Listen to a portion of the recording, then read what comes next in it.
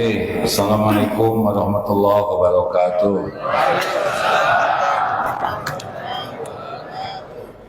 Alhamdulillahi rabbil alamin alladzi khalaqal mauta wal hayata liyabluwakum ayyukum ahsanu amala wa huwal azizul ghafur. Allahumma shalli ala sayyidina Muhammad wa ala alihi wa ashabihi ajma'in. Ya Allah, berkahi majlis ini, catatkan yang hadir, yang menyimak menjadi hamba yang Kau ridhoi. Jadikan pertemuan ini menguatkan iman, menambah amal soleh kami. Jadikan majlis ini majlis yang mengantarkan kami jadi ahli sorga, ya Allah. Lindungi dari niat yang salah, lindungi dari ilmu yang tidak manfaat, lindungi dari amal yang tidak Engkau terima. Allahumma inna nas'aluka ilman nafi'an wa rizqan thayyiban wa amalan mutaqabbalan. Amin ya Allah ya rabbal alamin. Alhamdulillah. Alhamdulillah. Alhamdulillah. Apa kabar Bapak Ibu sekalian? Dilihat dari depan wajahnya ada kemiripan. Ini wajah-wajah banyak masalah, ya. Masalah tidak ada yang berbahaya. Yang berbahaya adalah salah menyikapi masalah. Orang di sekolah tidak lulus ujian bukan karena soal, tapi karena salah jawabannya. Jangan takut menghadapi masalah, tapi takutlah salah menyikapi masalah. Banyak masalah baik atau buruk, bingung. Nabi Muhammad sallallahu alaihi wasallam punya masalah tidak? Jawab hadirin. Rasulullah punya masalah tidak? Sedikit atau banyak? Banyak atau banyak sekali? Ringan atau berat? Sederhana atau rumit? Hasilnya hina atau mulia? Tuh. Makin berat masalah kalau disikapi dengan tepat, kemuliaan ujungnya. Yang sedang ceramah ini kira-kira banyak tidak masalahnya? Sok tahu. Baru juga ketemu. Benar, banyak Pak.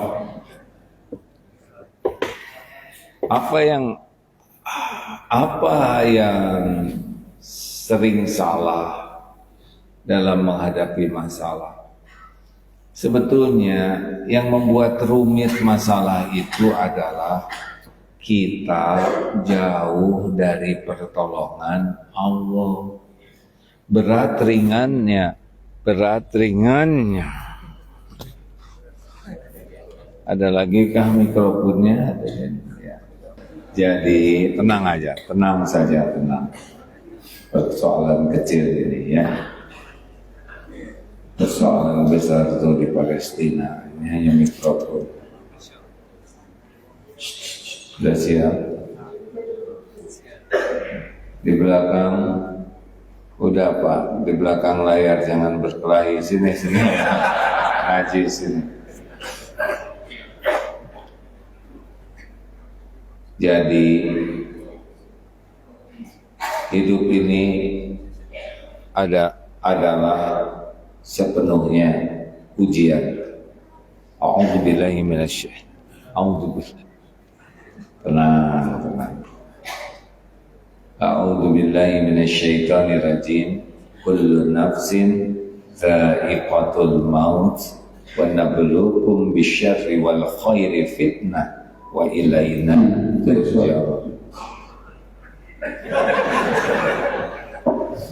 Ada lagi sini, bawa semua mikrofonnya ke sini. Kalau ada kalau ada masalah senyum saja lah ya, perkara kecil ini. Sini Pak. Boleh saya. Boleh cukup boleh saya.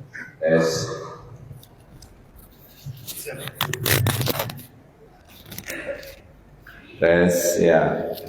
Kayaknya ini Pak yang bikin mati-matian sudah. Jadi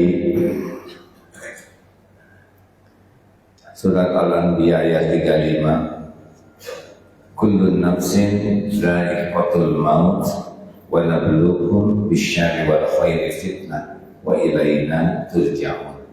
Setiap yang bernyawa pasti merasakan mati, dan kami mengujimu dengan keburukan dan kebaikan. Yang terlalu besar Pak, solusinya kecil kan maaf. Boleh dikecilkan sedikit feedback. Wa ilaina turja'un, dan kepada kamilah kembali. Jadi semua ini ujian. Kalau mikrofon mati gini ujian kecil, nggak ada apa-apanya, nggak usah pakai jengkel. Apa bedanya ujian hidup dengan ujian sekolah? Persamaannya, dua-duanya ujian itu untuk mengangkat derajat. Ujian sekolah mengangkat derajat, ujian hidup mengangkat derajat. Persamaan yang kedua, ujian sekolah dan ujian hidup sama-sama sudah diukur oleh Allah. La yukallifullahu nafsan illa wus'aha. Allah tidak membebani seseorang kecuali sesuai dengan kesanggupannya. Jadi semua masalah itu sudah diukur oleh Allah. Yang membedakan adalah ini. Kalau ujian sekolah harus dikerjakan sendiri. Kalau ujian hidup dengan doanya yang diberikan kepada Siti Fatimah oleh Rasulullah SAW. Ini wasiat beliau kepada putrinya. Ya Hayyu ya Qayyum bi rahmatika astaghits. Wahai Allah yang Maha Hidup, yang mengurus segalanya terus-menerus sendiri, bi rahmatika, dengan rahmatmu astaghits, tolonglah saya. Wa aslih li sya'ni kullah, perbaikilah urusan saya seluruhnya. Wala takilni ila nafsi tarfata ainin, dan jangan serahkan kepada saya walaupun sekejap mata. Nah, ini membedakan. Rasulullah SAW tidak mau sekejap mata saja lepas dari pertolongan Allah. Mau bicara, mau pikir, mau bergerak, apapun yang Rasul harapkan adalah ditolong oleh Allah. Nah, kalau ujian sekolah mengatakan begini, wahai guru yang cerdas dan baik hati, yang membuat soal ini dengan bijaksana, dengan kasih sayangmu, saya serahkan soal-soal ini padamu seluruhnya. Pasti dikeluarkan ini murid. Tapi kalau dalam hidup, serahkan kepada Allah, Allah menolong kita. Ayat yang dibaca oleh imam tadi, rakaat kedua, surat Ali Imran 134-135. Ini adalah salah satu amalan, salah dua ayat ya, dua ayat yang bisa mendatangkan pertolongan Allah. Mau kita bahas itu aja? Karena wajah ini wajah-wajah memerlukan pertolongan Allah. Kan langsa gini ya. Coba saya mau nanya dulu, Pak, Bapak, kok iya sih nggak iya? Biasanya iya. Saya udah tahu sekarang hati iya. Hati-hati, jangan salah ngomong ya. Bapak ingin istri Bapak solehah, ingin tidak? Maukah istri Bapak hormat sama suami? Tidak rewel, mau? Tidak marah-marah terus, mau? Tidak suka ngungkit-ngungkit kesalahan, mau? Gimana caranya? Tuh bingung, ya kan? Bingung karena kita tidak bisa membulak-balik hati. Bu, Ibu, bener iya. Katanya ini lebih sopan dari ya, bener? Iya lagi. Mau nggak punya suami yang soleh, Bu? Yang ada diapain dong? Gimana caranya menyolehkan suami? Nah inilah salah satu amalannya ya. Jadi pertolongan Allah itu diberikan kepada ahli takwa. Surat At-Tolak ayat 2. Wa may yattaqillaha yaj'al lahu makhrajan wa yarzuqhu min haitsu la yahtasib. Barang siapa yang bertakwa, baginya jalan keluar dari persoalan apa saja. Persoalan keuangan, persoalan keluarga, persoalan anak, persoalan kesehatan, bisnis, bermasyarakat. Pokoknya takwa Allah tolong. Pintu pertolongan Allah adalah ketakwaan. Wa yarzuqhu min haitsu la yahtasib, dan Allah berikan rezeki pertolongan yang tidak diduga-duga. Jadi makin ingin ditolong yang tidak diduga-duga, takwa. Surat At-Tolak ayat 4. Wa may yattaqillaha yaj'al lahu min amrihi yusra. Barang siapa yang bertakwa, Allah berikan kemudahan dalam urusannya. Jadi solusi itu berbanding lurus dengan takwa. Nah, takwa itu apa sih? Sederhananya, takwa itu baik kepada Allah dan baik kepada makhluk Allah. Itu aja sederhananya ya. Baik kepada Allah itu bagaimana sih? Tidak menyekutukan Allah, mematuhi perintah Allah, menjauhi larangannya. Itu bagian dari takwa. Nah sekarang ada amalannya 5 supaya ditolong oleh Allah ya. Pertama, alladzina yunfikuna fis-sarra'i wa dharra.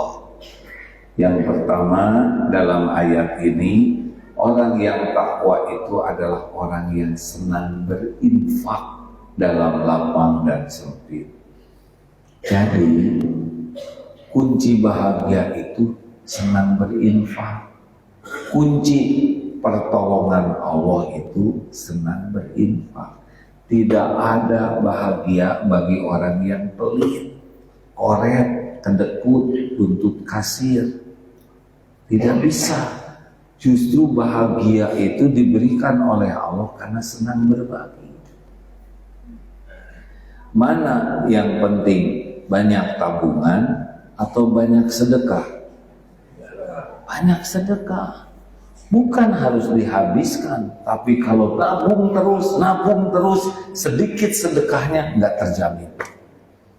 Kita terjamin dengan sedekah kita, bukan dengan tabungan kita.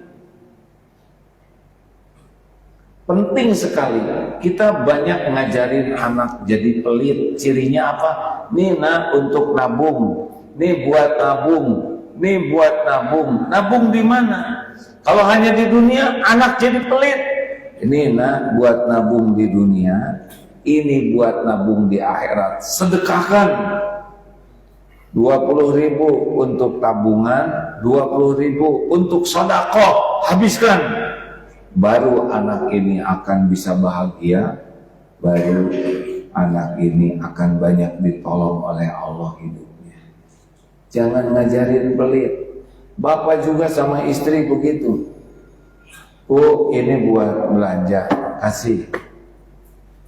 Ini buat keperluan ibu pribadi, terserah ibu. Dan ini habiskan untuk sedekah. Kasih buat sedekah. Nanti Bapak bisa dengar yang mana yang membuat istri cerita banyak bahagia. Apakah buat belanja? Apakah buat beli pribadi? Tidak Pak. Yang bakal banyak diceritakan adalah hasil sedekah. Tuh tadi saya senang sekali Lihat tukang ojek itu ketika nganterin paket pulangnya dikasih beras, bahagia. Itu tadi ada orang yang di pinggir jalan jualan barong, saya kasih 50.000, cerita. Ibu akan jauh bahagia dengan sedekah. Makanya kalau Bapak ingin bahagia, bahagiakan istri, suruh banyak sedekah, keluarin modal kita. Kalau istri banyak sedekah, istri bahagia, lama-lama istri bakal ngeluarin uangnya sendiri untuk sedekah. Anak juga begitu. Loh, kita sedekahnya mana? Sebaik-baik sedekah seorang lelaki ya untuk keluarganya. Kenapa wajahnya kayak gini, kayak kurang setuju ini?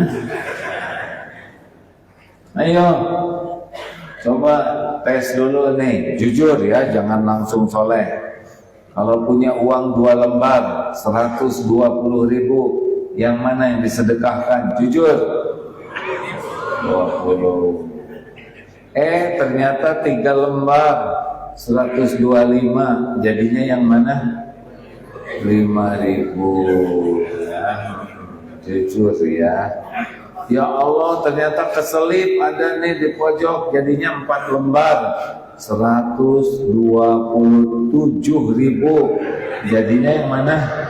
2.000. Itulah kita. Hati-hati yang pelit-pelit. Pernah suatu saat ada viral di majelis taklim, seorang pemuda mengeluarkan uang ketika kotak infak lewat, dia keluarkan uang 2 lembar 100.000 dan 1.000. Dia mikir, lalu dia lipat yang 100.000, lalu dimasukkan ke saku. Yang 1.000 masuk ke kotak infak. Baru juga masuk dari belakang ada kakek-kakek. Apa kek? Ternyata si kakek ngasih 100.000. Luar biasa si kakek, gak kelihatan kaya, gak kelihatan keren, sedekahnya 100.000, langsung dimasukin ke kotak infak. Baru juga masuk, si kakek nepuk lagi. Apa kek? Itu jatuh dari saku gitu. Ngerti nggak? Kalau Allah mau ngambil, habis Bapak uang kita. Itu dia dendam sekali lihat kotak infaknya.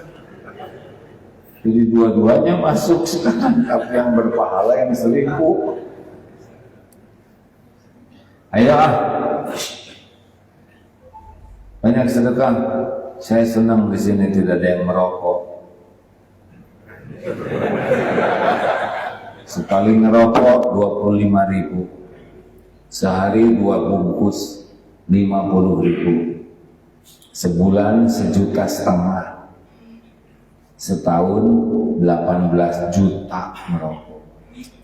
18 juta loh Pak merokok seorang. Gimana nggak untung pabrik rokok ya? 18 juta rupiah setahun, cukup biaya sekolah anak, biaya kuliah. Jumatan 2.000, sebulan 8.000, 4 kali Jumatan kan, bukan 60.000, emang Jumatan tiap hari. Setahun 96.000. Merokok 18 juta. Kira-kira udah kebayang nasib merokok gimana di akhirat kan?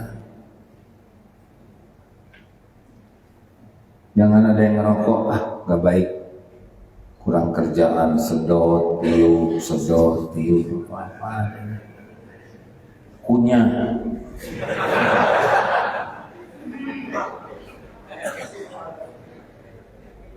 Tidak kebayang Rasulullah dan para sahabat melakukan kesia-siaan seperti itu. Nah, tapi itu ada ustadz yang merokok. Ya kita contohnya contoh Rasulullah, para sahabat, para ulama besar. Coba kebayang tidak para sahabat di Masjid Nabawi merokok? Kebayang tidak? Tidak ada. Kebayang tidak Imam Syafi'i Nggak kebayang. Orang yang takut kepada Allah pasti tidak sembarangan memasukkan, walaupun halal, mubah, tapi kalau tidak ada manfaat, apalagi yang makruh atau haram, ya kan? Kenapa jadi ngelihat saya kayak gini? Kayak tukang rokok nih, kan? Sedekahkan, beli beras, bagikan, banyak yang lapar, bikin rumah makan gratis, patungan berapa, banyak yang sulit makan. Ada yang makan cuma sekali, ada sekali juga susah. Ujian bagi Allah mereka begitu, ujian bagi kita kelapangan. Beri makan saudara-saudara kita. Demi Allah, Allah menyaksikan apapun yang kita lakukan.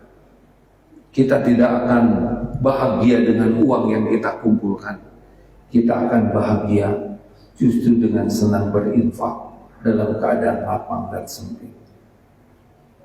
Amalkan, makin ingin ditolong oleh Allah, makin banyak sedekahnya.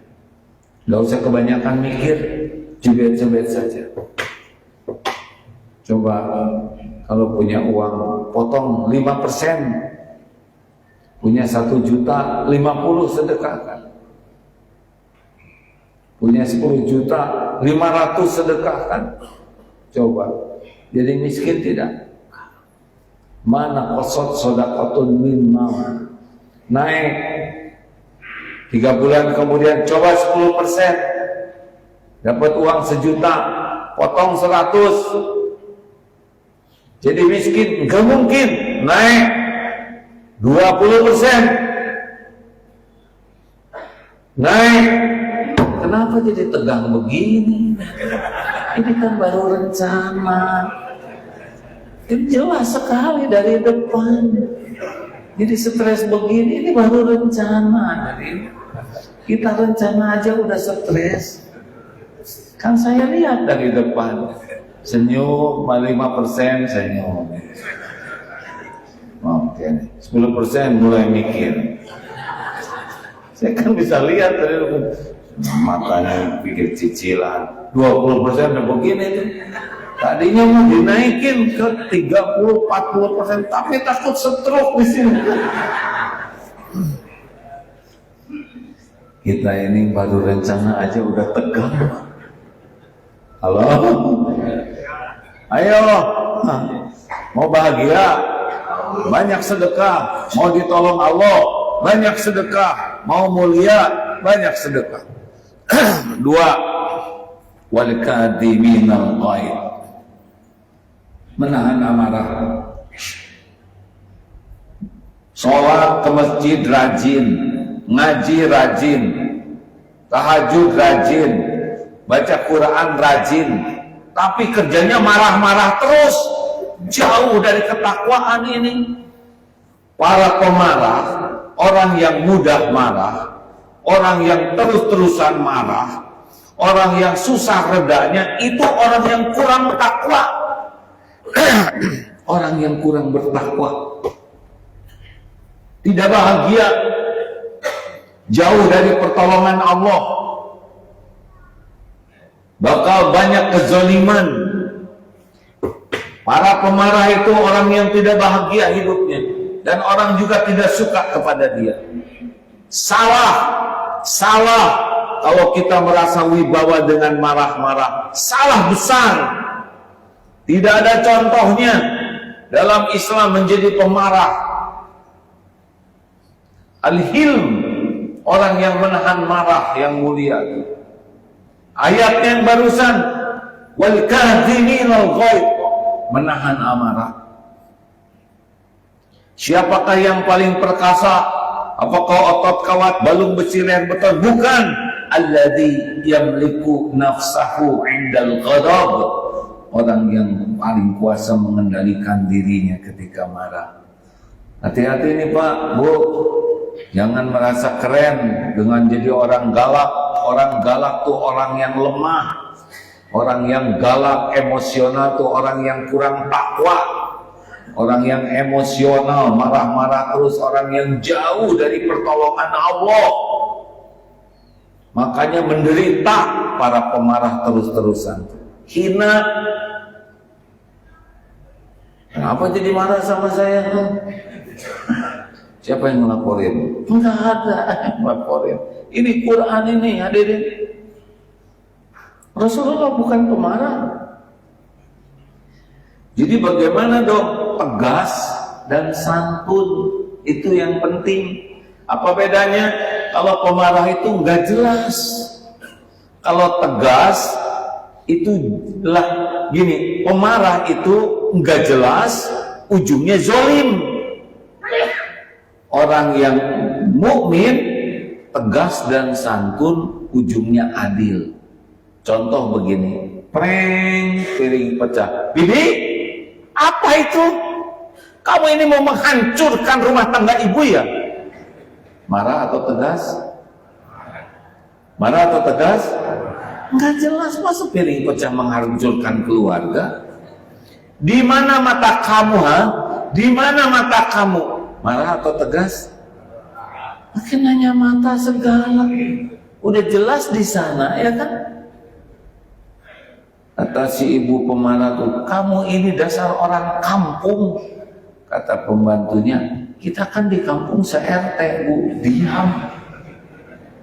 Pemarah itu nggak jelas, Pak. Harusnya bagaimana? Dua kuncinya, tegas, santun. Dua, fakta.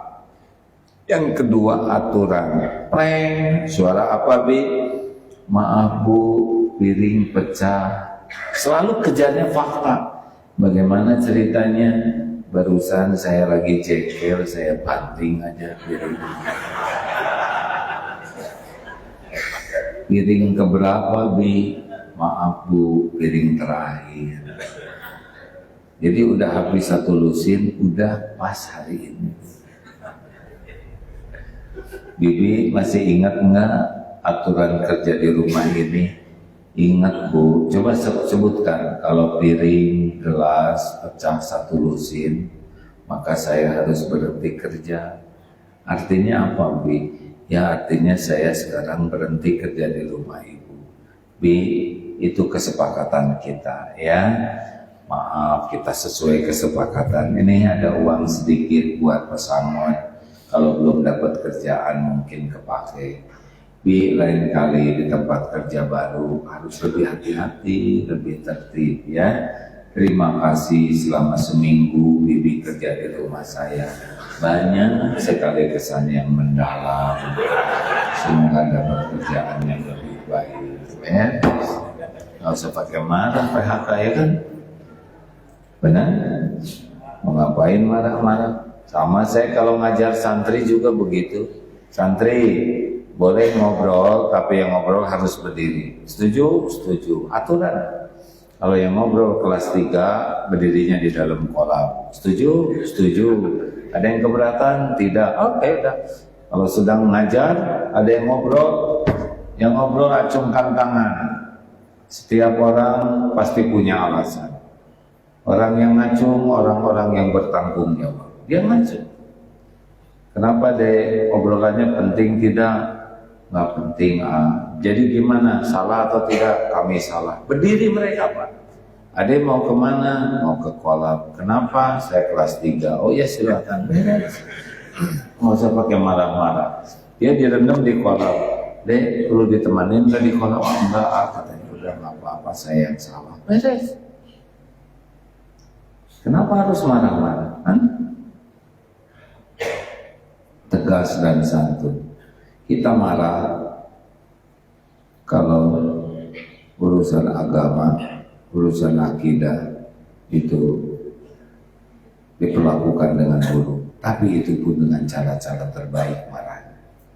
Sebagaimana Rasulullah pun marah kalau urusan agama, urusan pribadi. 3. Satu apa? Senang berinfak dalam lapang dan sempit. 2. Menahan amarah. Bu, Ibu mau tidak punya suami pemarah? Mau tidak? Mau tidak punya suami yang suka ngomel-ngomel? Mau tidak? Mau tidak punya suami yang suka mengungkit-ungkit kesalahan? Mau tidak? Sama Bu, kami juga tidak mau. Ibu jangan gini. Jangan mengatakan sesuatu kepada orang lain yang kita sendiri tidak mau dengar. Kalau ibu tidak suka dimarah, jangan marah-marah. Kalau ibu tidak suka diungkit-ungkit, jangan ngungkit-ngungkit. Perlakukan orang lain sebagaimana kita ingin diperlakukan. Itu rahasianya. 3. Wal 'afina 'anil nas, memaafkan orang. Jadi pertolongan Allah itu diberikan kepada pemaaf, bukan pembenci, bukan pendendam. Tidak ada kita menyimpan sakit hati, dendam, tidak ada. Kalau kita pembenci, pendendam, senang mengingat kejelekan orang, tidak suka, apalagi SMS, susah melihat orang senang melihat orang susah, tetangga naik pangkat, ibu naik tensi, nah ini masalah. Orang takwa itu enggak menyimpan kedendaman, memaafkan sebelum orang minta maaf. Hebat Islam ya. Jadi salah satu yang membuat hidup tidak bahagia adalah tidak jadi pemaaf. Salah satu yang membuat hidup kita jauh dari pertolongan Allah adalah tidak jadi pemaaf. Maafkan hadir. Maafkan suami, istri, maafkan orang tua, maafkan anak, maafkan tetangga, maafkan saudara. Habis saudara saya ini ngutang terus sama saya, buat kontrakan ngutang, buat bayar anaknya sekolah ngutang. Dengar, ada orang yang konsultasi, gimana ya saudara saya ini, saudaranya emang miskin, dia kaya, ini saudara saya itu kerjanya ngutang, padahal pasti nggak bayar karena dia nggak punya uang buat bayarnya. Menurut bagaimana? Menurut saya begini aja Pak, Bapak ditukar posisinya. Mau tidak? Nggak mau. Ya sekarang dia jadi ngasih terus. Tinggal ditakdirkan bangkrut aja gampang kok oleh Allah, itu tidak. Emang kalau kaya pasti kaya terus? Enggak. Tinggal dibalikan aja oleh Allah Subhanahu wa taala. Dibuka, ketangkep, dipenjara, nggak bisa apa-apa dia. Betul tidak? Kenapa jadi tegang begini? Maafkan, nggak ada cerita di masjid musuh-musuhan. Itu orang kurang takwa. Masa di masjid musuh-musuhan? Memalukan sekali. Apa yang dicari? Kalau nyari keridhaan Allah, nggak ada marah-marah, nggak ada musuh-musuhan. Sedih sekali Pak, di masjid berantem gara-gara satu kunut, satu tidak kunut. Dua-duanya ada ilmunya. Yang ngaco tuh yang nggak sholat. Benar? Udahlah, nggak usah pakai marah-marahan. Gimana kalau ada perbedaan pendapat di masjid? Gampang. Satu, jangan banyak ngomong. Udah bodoh banyak ngomong. Mau ngomong apa kita ini? Kalau kita orang awam, ada perbedaan pendapat. Yang pertama, kunci mulut, tidak banyak komentar. Mau ngomong apa? Ilmu kita dikit, itu tidak. Dua, belajar. Kenapa ini begini? Kenapa ini begini? Rujukannya apa? Rujukannya apa? Ternyata ada rujukannya. Cuman kita nggak tahu. Kalau belajar kita jadi tahu. Tiga, pilih yang paling kita yakini, yang paling menenteramkan. Pilih. Empat, hormati pilihan saudara kita lain. Yang menilai itu Allah, bukan kita. Jangan kita meremehkan orang, ternyata yang diremehkan lebih ikhlas, lebih khusyuk, lebih diterima oleh Allah. Kita busuk hati kita. Hormati pilihan yang lain. Wah, itu salah, itu bid'ah. Kalau saudara udah belajar dan yakin ini ada rujukannya, ya sudah, nggak apa-apa, nggak usah sakit hati disebut orang lain. Ya, yang penting kita benar tanggung jawab. Nggak usah sibuk berantem mau apa. Yang kelima, doakan supaya kita dapat petunjuk dan diterima amalnya. Beres, surga itu milik Allah. Jangan suka benci sama saudara sendiri, Pak. Gimana kalau ada tetangga saya benci ke saya? Dengar ya, Nabi Muhammad SAW yang mulia, ada yang tidak suka, ada yang menghina. Masa kita yang hina betulan? Tidak ada yang menghina. Kita kan hina asli, cuma nggak ngaku, ya kan? Jadi gimana kalau ada tetangga yang sebel ke kita? Ya, kita nggak usah sebel, karena yang menderita tuh yang sebel ke orang lain. Ini kita aja ya, jangan ngomong sama tetangga, sebab dia ikut di sini sekarang. Kalau ada orang yang sebel kepada kita harus bersyukur. Syukur apa? Syukur bukan kita yang sebel sama dia. Karena orang yang sebel ke kita tuh orang yang ingat terus kepada kita siang dan malam. Kita udah tidur, dia masih melek memikirkan kita. Kita nggak punya waktu nyari kekurangan sendiri, beliau seluruh waktunya nyari-nyari kekurangan kita. Coba itu, segitu setianya. Harusnya kita kirim kue sama dia, bolu dan buah-buahan atas jerih payahnya. Yang bahaya dalam hidup itu adalah kita sebel kepada tetangga. Kalau kita benci ke tetangga kita jadi susah keluar dari rumah. Itu ya, mau pergi dia masih nyapu melulu, jadi susah. Dunia kita jadi sempit.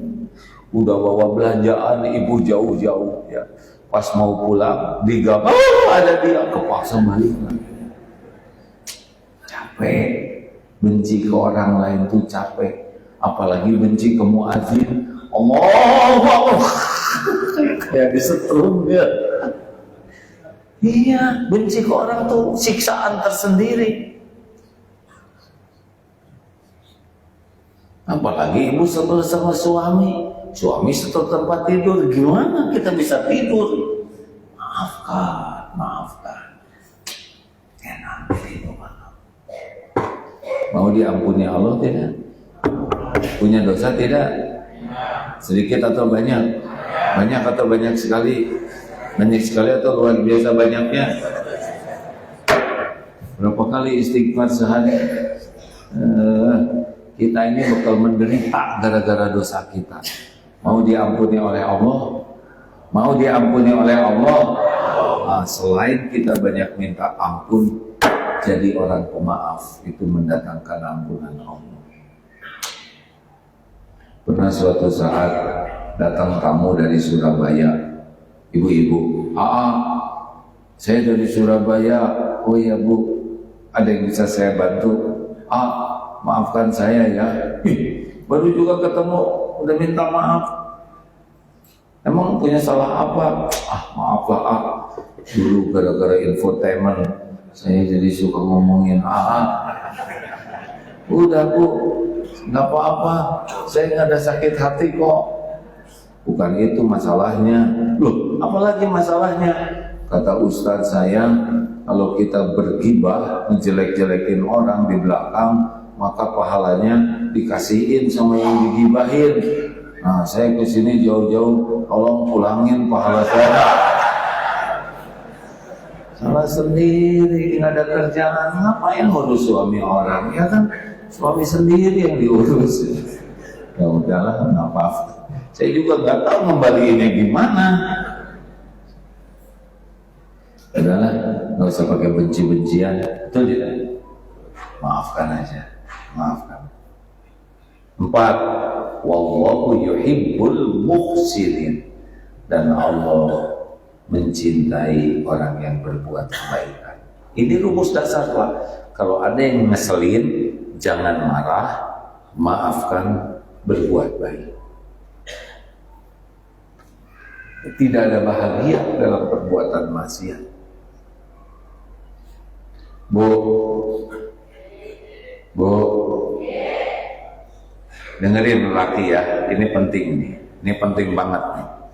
Bapak kan ingin istrinya sayang sama suami, hormat sama suami, nurut, tidak rewel, tidak marah-marah, mau kan seperti itu? Mau? Nih dengerin ya. Bu, kalau ibu bikin salah, melakukan kesalahan, maunya ibu-ibu ini dimarah atau dibiarkan atau dinasehati dengan lemah lembut? Jawab. Lelaki nggak usah ngomong, dengerin. Maunya apa, Bu? Dimarah mau tidak?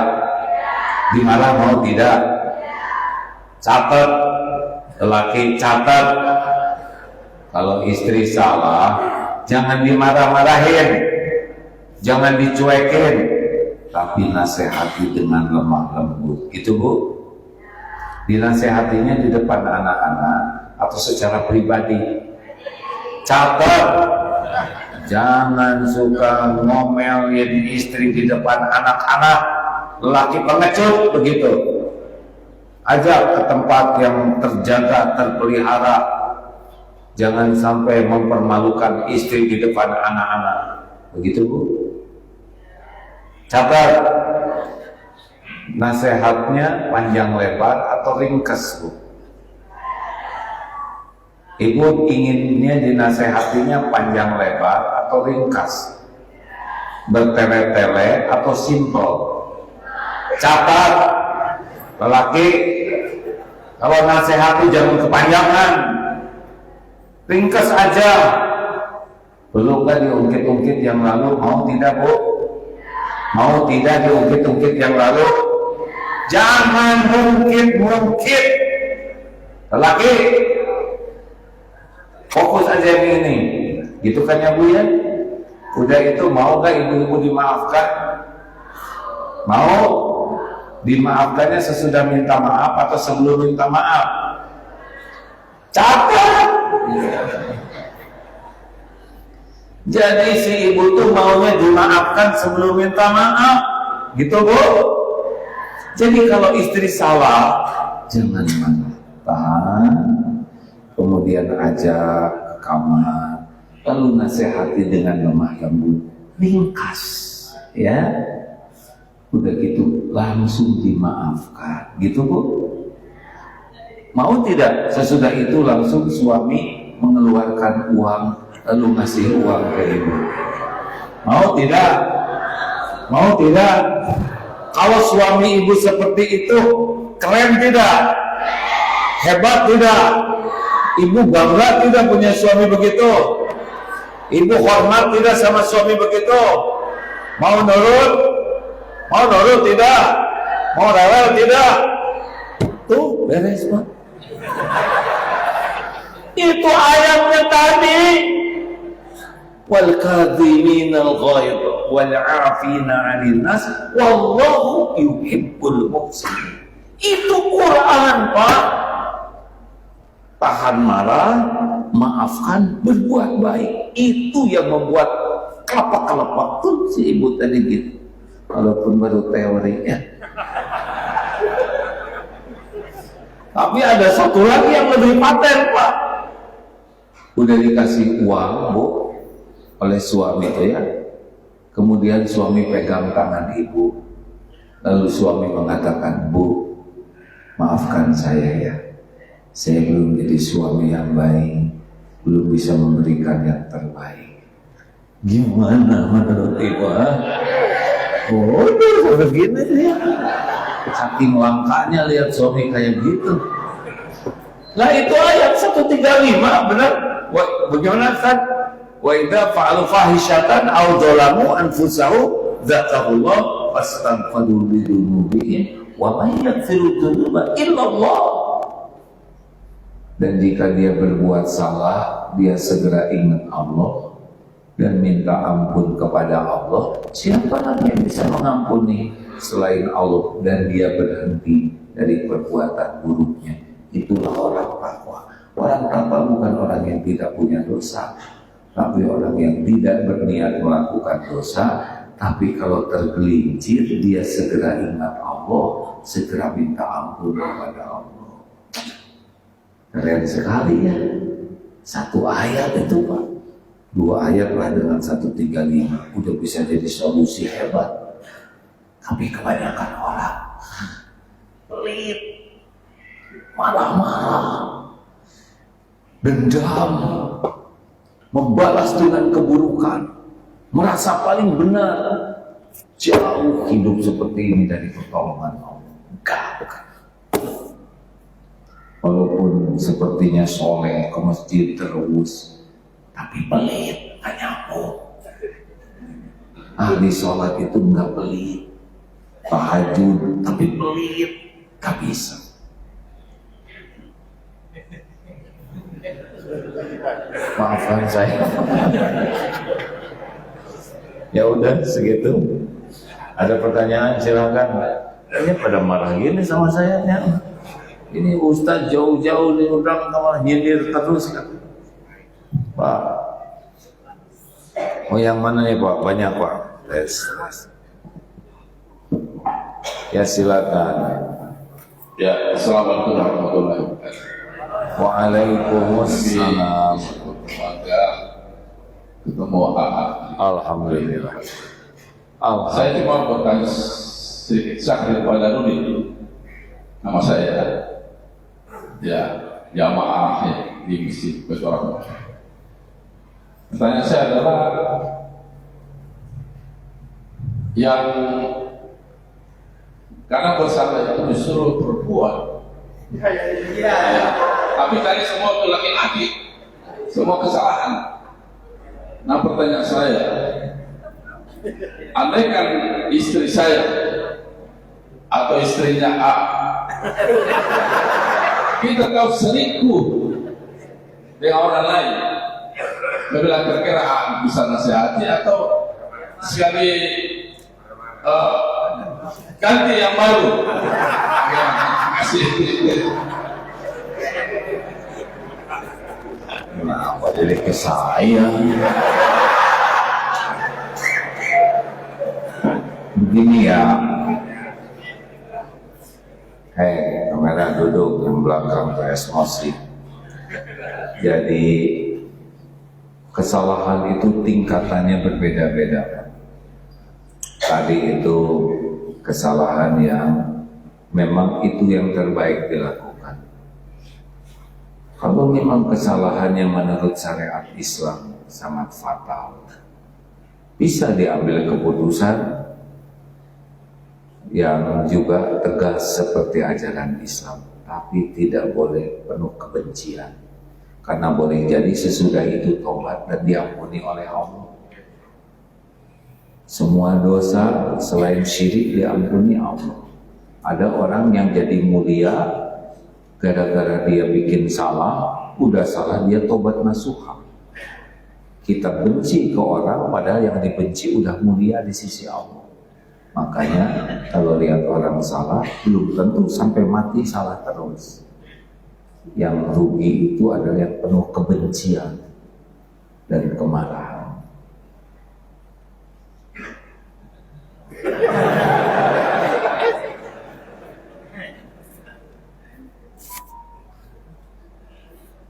Sambil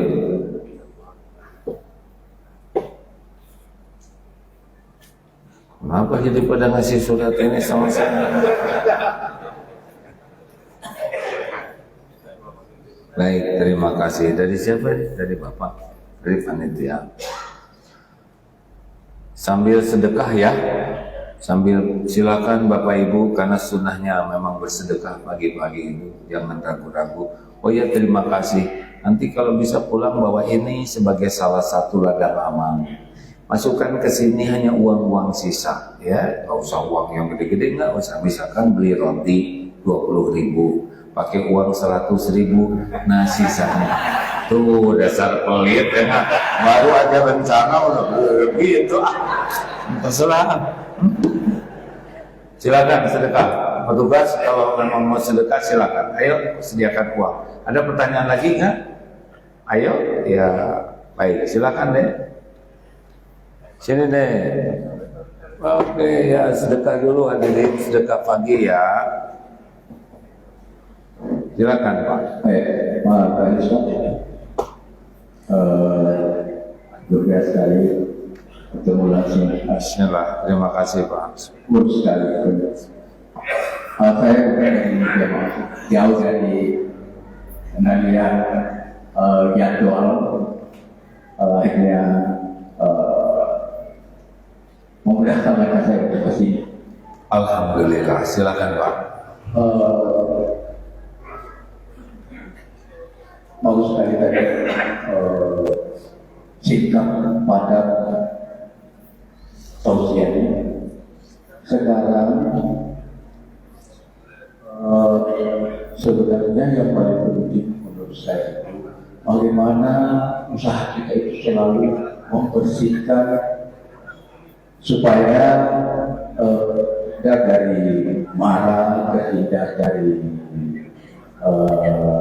benci dan desma. Begini juga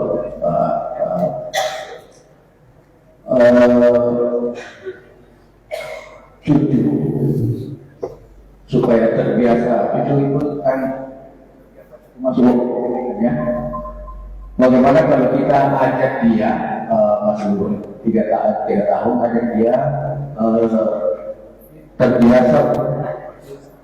terbiasa ke masjid. Ya. Bagaimana kalau anak-anak kecil diajak ke masjid? Itu yang terbaik. Tidak ada tempat terbaik di dunia ini selain rumah Allah. Dan anak-anak harus dibiasakan ke sini, sehingga masjid-masjid itu harus masjid ramah anak. Jangan dimarahi anak tuh ke masjid, tinggal difasilitasi mana tempat anak yang nyaman sehingga anak bisa main-main tanpa jamaah terganggu. Coba kalau setiap anak tidak dikenalkan masjid, bagaimana dia tahu masjid? Taunya mall, jalan. Justru masjidlah yang akan membuat anak-anak itu selamat. Ajak ke masjid, bawa ke masjid. Masjid tidak boleh melarang anak, mau marah-marah ke anak, kasar ke anak, tidak boleh. Ini rumah Allah. Siapkan fasilitas. Di beberapa masjid itu Pak, disiapkan tempat mainnya, ruangan, sehingga anak-anak tuh merasa aman. Ada yang jaganya di sana seperti daycare gitu ya. Jadi kita ibadah enak, anak-anak juga enak, ibu-ibu juga tenang, anaknya ada yang jaga, bisa ikut belajar. Sekarang remaja susah ke masjid karena dari kecil nggak biasa ke masjid. Banyaknya yang tua-tua kayak gini karena udah kemana-mana ada yang mau ya ke masjid lah. Kepaksa, udah pensiun. Alhamdulillah Pak, ajak cucunya ke sini. Udah punya cucu belum? Udah 2, alhamdulillah. Bagus ya ke masjid, ya kasih uang. Bagusnya anak-anak tuh bawa bapak ibu masak ya, nanti pergi membagiin makanan, membagikan beras gitu. Bawa motor, pakai kardus, bagikan. Itu bagus, membuat lembut hati anak-anak. Ajak masak, untuk siapa? Untuk dibagikan, bagikan. Selalu berpikirnya itu berbagi, itu bahagia tuh anak. Terakhir, penelpon terakhir, Mama nggak ada pertanyaan? Oh baguslah. Jangan mempersulit orang lain ya. Yang gampang kalau menanya tuh ya. Terima kasih atas kesempatan yang diberikan. Langsung. Nama saya Albar. Pertanyaan saya, kita sering menggunakan ayat la yukallifullahu nafsan illa wus'aha. Ya. Jadi kan untuk Allah tidak membebani seseorang ya. pertanyaannya, apakah ayat ini memang berbicara tentang beban hidup atau beban ibadah? Nah, jadi yang saya tahu ya, ini Allah tidak membebani dengan perintah-perintah yang di luar kemampuan kita.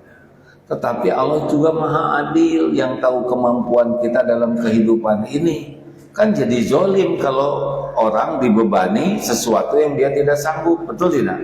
Jadi kita juga berbaik sangka bahwa semua ujian yang kita alami itu juga sudah diukur oleh Allah.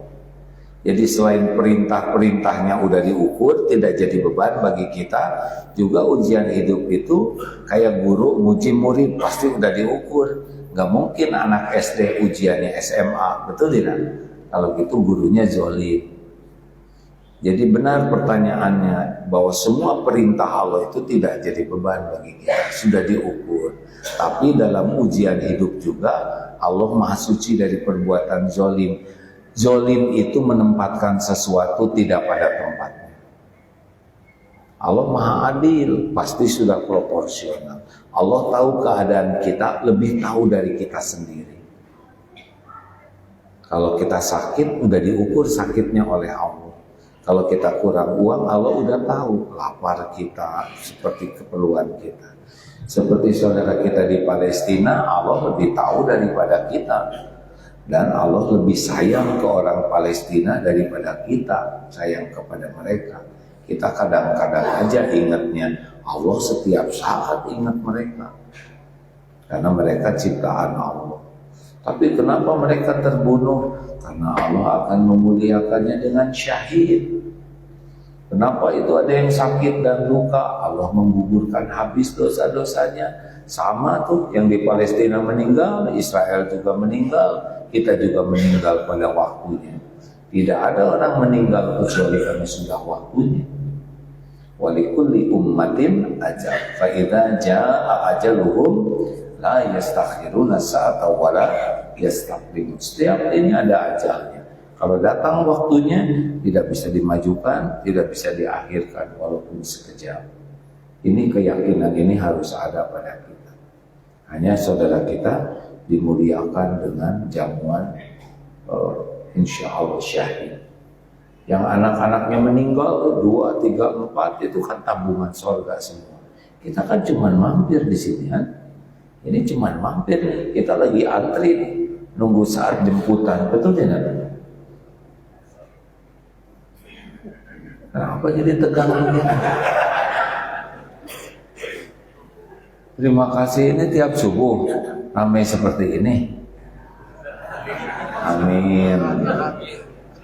Allahumma salli ala sayyidina Muhammad wa ala alihi wa ashabihi ajma'in. Ya Allah, ya Hayyu ya Qayyum, Allahumma inna nas'aluka ridhoka wal jannah wa na'udzu bika min sakhatika wan nar. Allahumma inna nas'aluka imanan kamilan wa yaqinan shadiqan wa qalban khashi'an wa lisanan zakiran wa amalan mutaqabbalan. Allahumma ati nufusana taqwaha wa zakkiha anta khairu man zakaha anta waliyuha wa maulaha. Ya Allah, anugerahkan kepada kami jiwa yang takwa. Engkaulah dan bersihkan jiwa kami ini ya Rabb. Engkaulah yang sebaik-baik yang kuasa membersihkan jiwa. Engkaulah pelindung dan penolong jiwa ini. Allahumma inna na'udzubika min munkaratil akhlaq wal a'mal wal ahwa wal adwa. Ya Allah, kami berlindung kepadamu dari mungkarnya akhlak, mungkarnya amal, mungkarnya nafsu, dan dari mungkarnya penyakit. Rabbana atina fid dunya hasanah wa fil akhirati hasanah wa qina adzabannar. Subhana rabbika rabbil izzati amma yasifun. Wassalamun alal mursalin. Ya Allah, alhamdulillahi rabbil alamin. Subhanakallahumma bihamdik asyhadu an la ilaha illa anta astaghfiruka wa atubu ilaik. Assalamualaikum warahmatullahi wabarakatuh.